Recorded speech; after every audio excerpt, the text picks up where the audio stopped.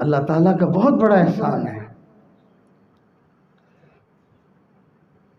کتابوں میں لکھا ہے کہ نبی علیہ الصلوۃ والسلام کی عظمت کو صحابہ کرام ہی جانتے ہیں، دوسرا بندہ نہیں جان سکتا۔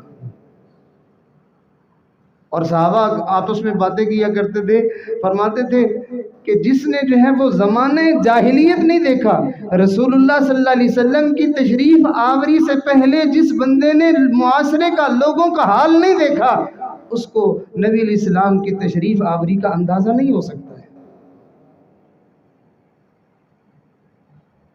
جس نے بدبو نہیں سونگھی خوشبو کا، اس کو کیا پتا ہے؟ جس نے لوٹ گھسوٹ نہیں دیکھی امن کا، اس کو کیا پتا ہے؟ جس نے کالی تاریک رات نہیں دیکھی دن کے اجالے کا، اس کو کیا پتا ہے؟